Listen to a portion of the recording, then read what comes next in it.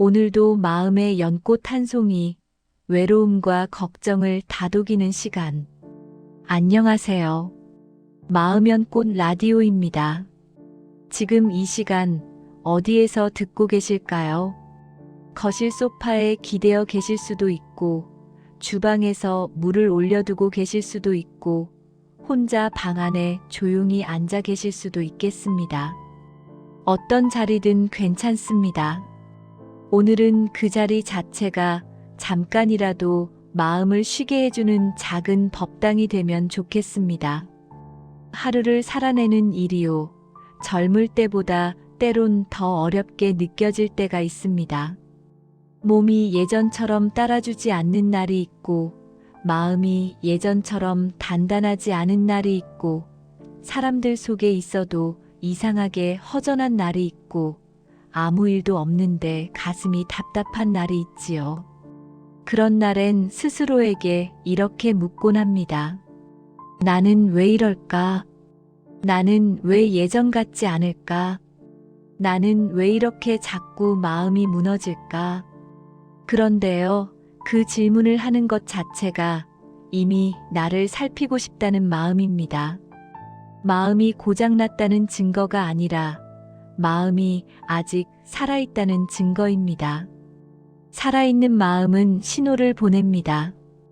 외로움이라는 신호, 걱정이라는 신호, 서운함이라는 신호, 불안이라는 신호. 신호가 온다는 건 내 안에 소중한 것이 있다는 뜻이기도 합니다. 연결되고 싶은 마음이 있고, 지키고 싶은 삶이 있고, 사랑하고 싶은 사람이 있고, 잃고 싶지 않은 것이 있으니까요. 오늘은 그 신호들을 나쁜 것으로 몰아내지 않고 있는 그대로 다독여 보겠습니다. 억지로 밝아지려 하지 않고 억지로 강해지려 하지 않고요. 그저 한 겹만 마음의 옷을 느슨하게 풀어보는 시간. 그 정도면 충분합니다. 혹시 가능하시면 지금 숨을 한 번만 길게 내쉬어 보시겠어요? 아무것도 바꾸려 하지 마시고 그냥 내가 숨을 쉬고 있구나만 알아차리시면 됩니다.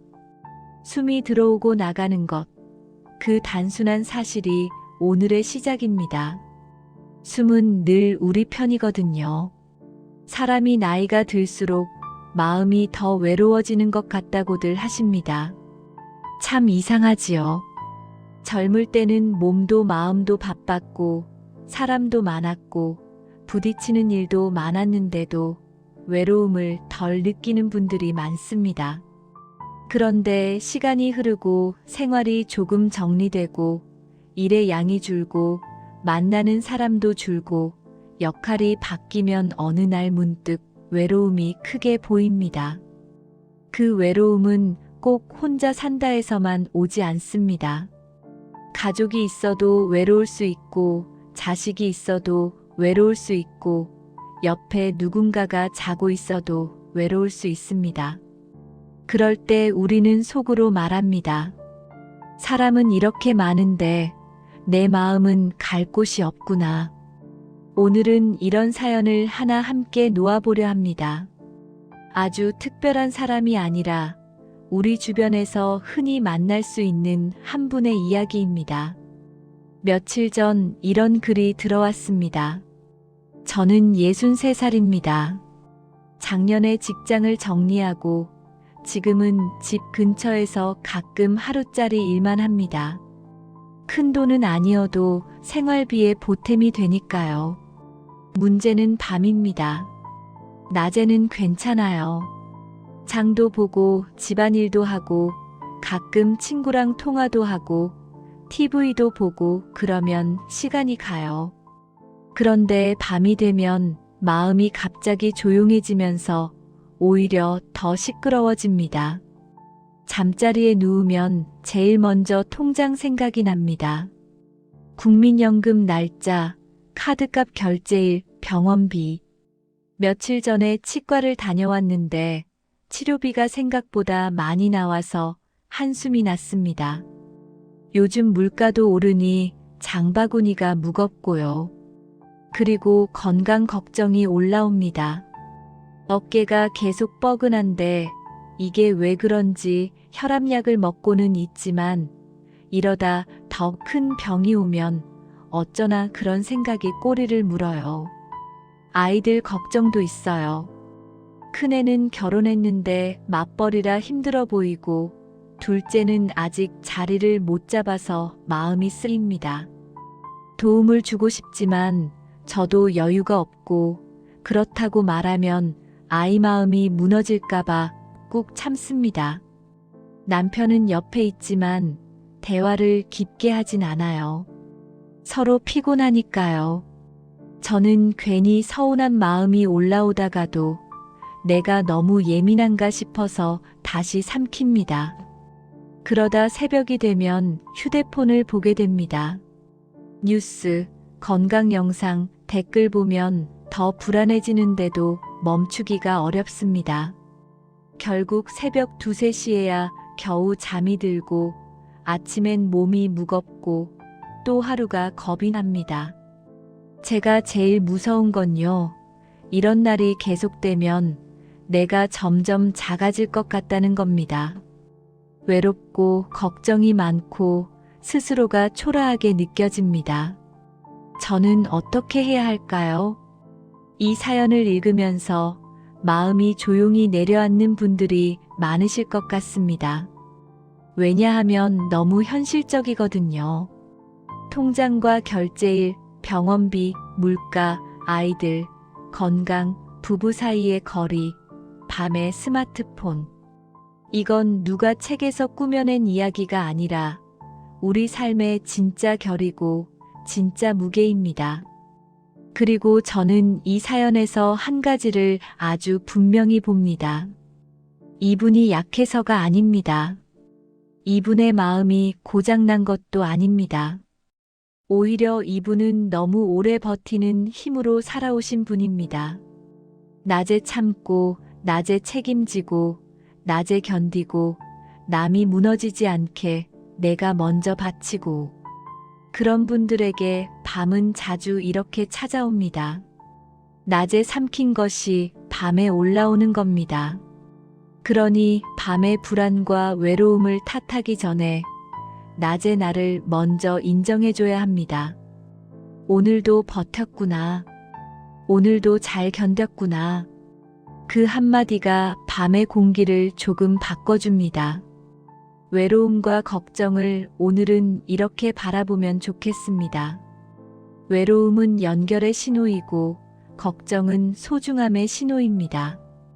다만 신호가 너무 커지면 경보가 되어 마음을 흔들어 버립니다. 경보가 울릴 때 필요한 건 경보를 부수는 게 아니라 경보를 울리는 마음에게 알았다고 말해주는 일입니다. 부처님 가르침 가운데 이때 가장 도움이 되는 방향이 있습니다. 어렵게 말하면 알아차림이고요. 쉬운 말로 하면 이름 붙이기입니다. 마음이 흔들릴 때 마음에게 이름을 붙여주는 겁니다. 지금 내 마음이 외롭구나. 지금 내 마음이 걱정이 크구나. 지금 내 마음이 서운하구나. 지금 내 마음이 불안하구나. 이렇게 말해주는 순간 감정은 나를 통째로 삼키지 못합니다. 감정이 나가 아니라 나에게 온 손님이 됩니다. 아주 작은 차이 같지만 그 차이가 숨구멍입니다. 내가 감정 그 자체가 되면 숨이 막히고 감정이 나에게 왔다고 보면 숨구멍이 생깁니다. 숨구멍이 생기면 그 다음이 가능합니다. 다독임이 가능해지고 선택이 가능해집니다. 많은 분들이 감정이 올라오면 이렇게 말하십니다. 내가 불안하다. 내가 우울하다. 그런데 오늘은 조금만 바꿔보겠습니다. 불안이 나에게 와 있다. 우울이 나에게 와 있다. 내가 감정이 아니라 감정이 내게 와 있다는 표현. 그 한 문장이 마음의 거리를 만들어줍니다. 거리란 차가움이 아니라 숨이 트이는 공간입니다. 그리고 외로움과 걱정이 커질 때는요. 생각만으로는 해결이 잘 안 됩니다.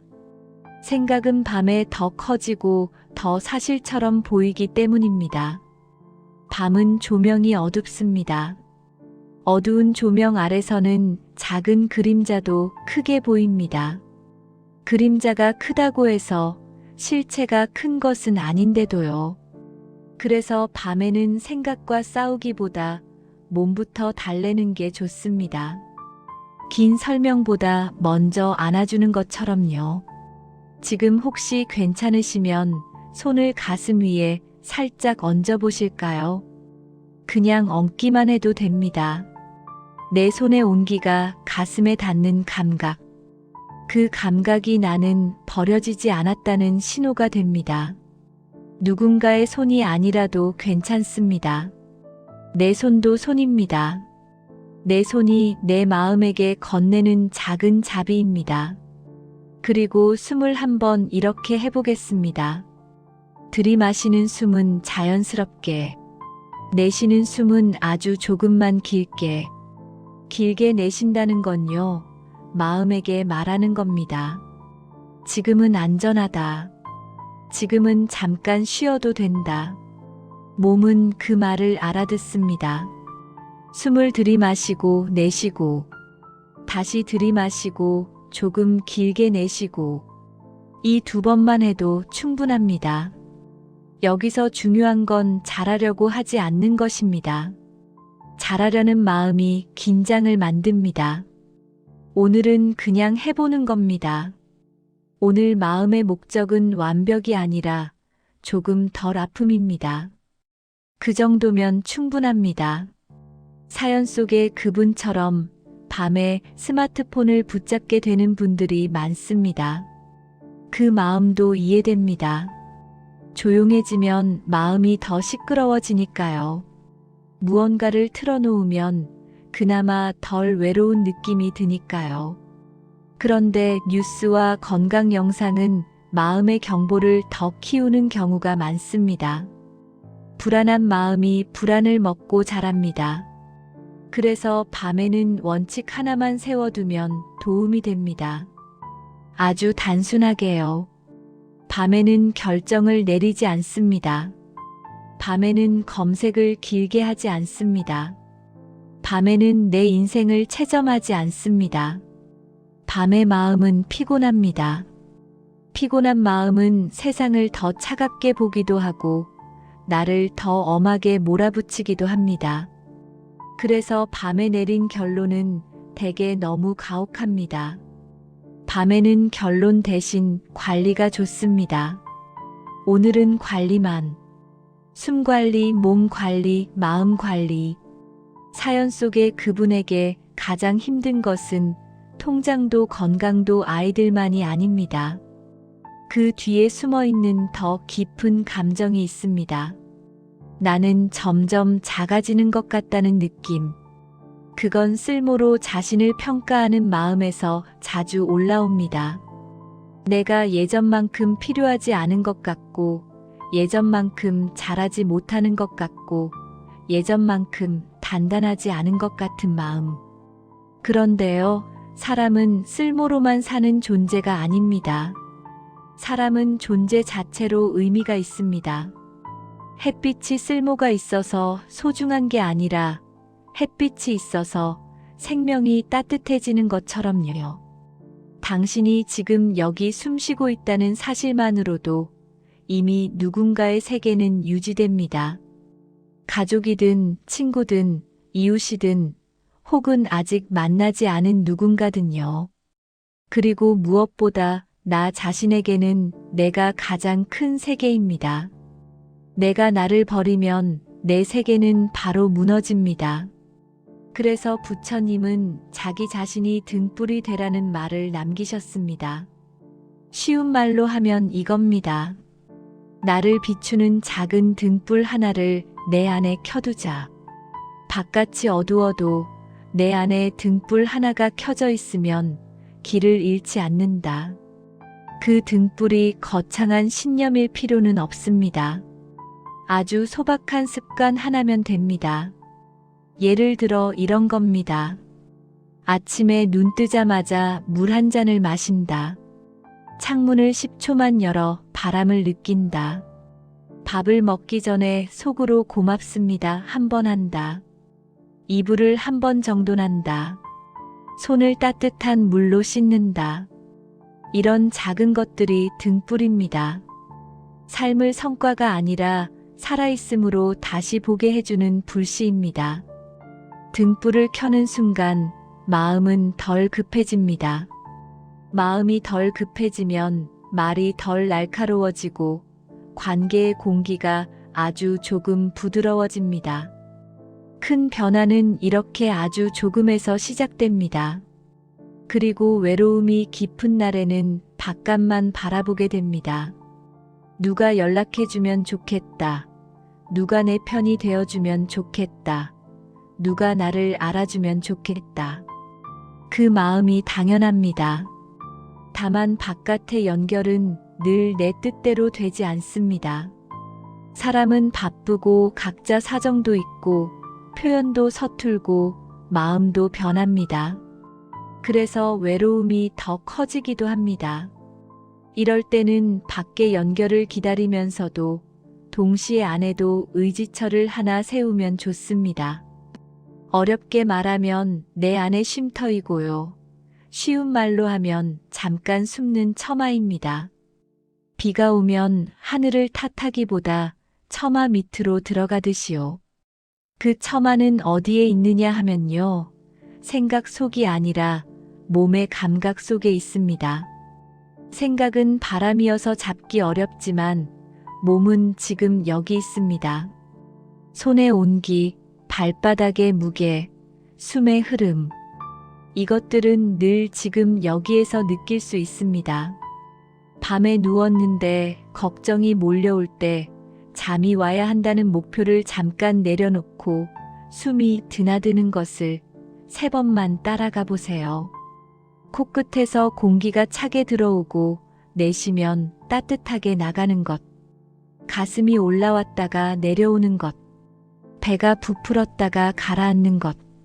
3번이면 충분합니다. 마음은 나는 지금 안전하다는 신호를 몸을 통해 받습니다. 그러면 경보가 조금 잦아듭니다. 그리고 마음이 너무 외로울 때는요. 외로움을 없애려고 애쓰기보다 외로움에 말을 걸어보시면 좋겠습니다. 외로움아, 왔구나. 너는 나에게 연결이 필요하다고 말하는구나. 알았다. 오늘은 내가 나를 조금 더 챙겨줄게. 처음엔 어색할 수 있습니다. 내가 나에게 말을 건다는 게 낯설지요. 그런데 이상한 일이 아닙니다. 우리는 늘 마음속으로 누군가에게 말을 걸고 삽니다. 지나간 사람에게도, 마음속 상처에게도, 미래의 걱정에게도.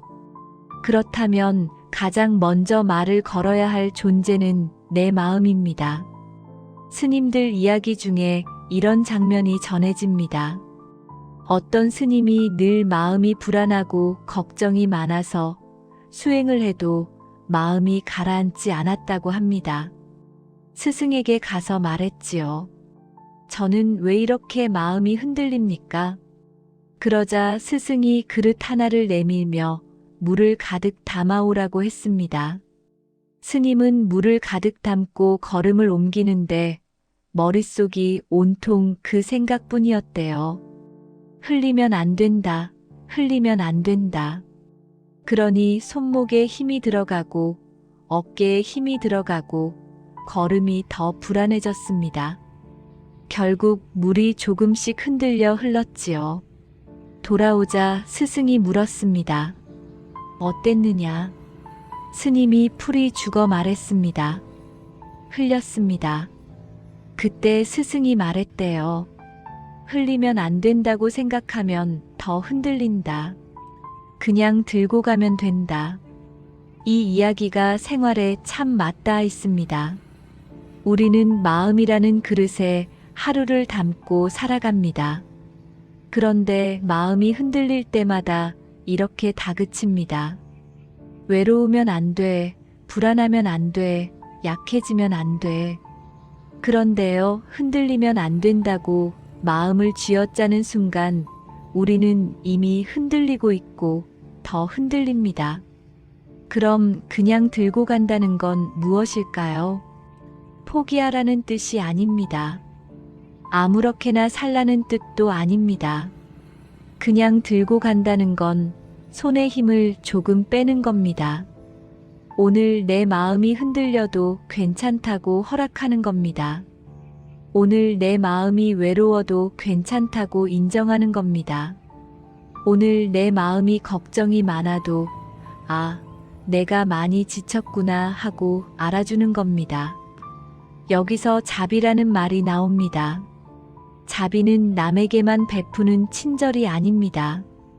내 마음을 돌보는 태도입니다. 자비는 거창하지 않습니다. 이렇게 시작합니다.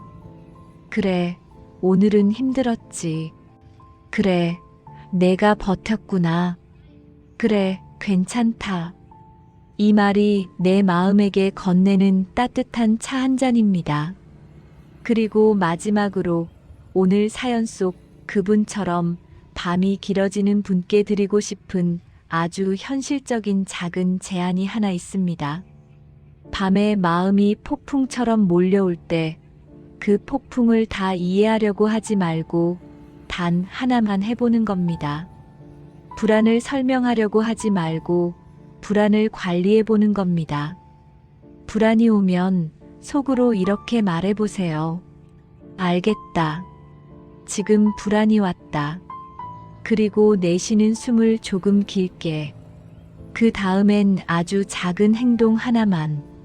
물 한 모금, 창문 10초, 이불 정돈, 손 따뜻한 물로 씻기. 마음은 큰 철학보다 작은 생활에서 회복될 때가 많습니다. 혹시 불안이 너무 강해서 숨이 막히거나 가슴이 심하게 두근거리고 일상까지 무너질 만큼 계속된다면요. 그건 혼자 버티지 않으셔도 됩니다. 몸이 아플 때 병원에 가듯 마음도 도움을 받을 수 있습니다. 그건 약함이 아니라 지혜입니다.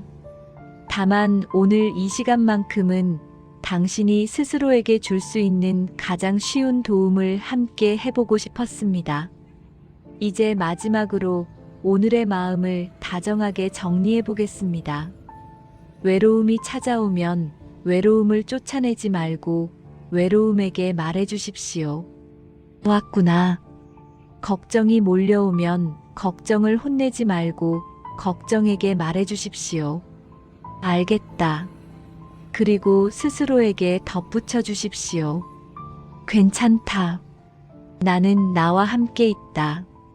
이 말이 처음엔 믿어지지 않아도 괜찮습니다. 마음은 한 번에 믿지 않습니다. 마음은 반복을 통해 믿습니다. 하루에 한 번, 아주 짧게라도 이 말을 건네면 어느 순간 마음이 그 말을 사실로 받아들이기 시작합니다. 그때부터 삶이 조금 달라집니다. 큰일이 벌어져서 달라지는 게 아니라 마음의 온도가 달라져서 달라집니다. 연꽃은 깨끗한 물에서만 피지 않습니다. 오히려 진흙에서 올라와 피어납니다. 우리 마음도 마찬가지입니다. 흙탕물 같은 날에도 마음 한구석엔 피어날 자리가 있습니다. 오늘 하루의 진흙이 외로움이었든 걱정이었든 서운함이었든 피로였든 그 무엇이었든 괜찮습니다. 그 위에 오늘 연꽃 한 송이를 올려놓는다면 저는 이 한 문장을 조용히 건네고 싶습니다. 오늘도 잘 버텼다. 그리고 지금 이 순간 나는 나와 함께 있다. 마음이 어두운 밤이 오더라도요. 멀리까지 한꺼번에 보려고 하지 않으셔도 됩니다. 인생은 원래 한 걸음씩만 사라집니다. 오늘은 한 걸음만.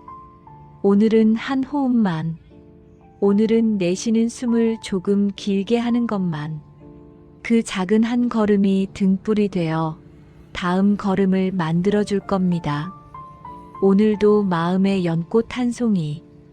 당신의 밤이 조금 덜 무겁기를 바랍니다. 그리고 이 말이 마음에 남았으면 좋겠습니다. 어둠이 길을 지우는 게 아니라 등불이 잠깐 꺼졌을 뿐입니다. 등불은 다시 켤 수 있습니다. 아주 작은 숨으로도요. 마음연꽃 라디오였습니다.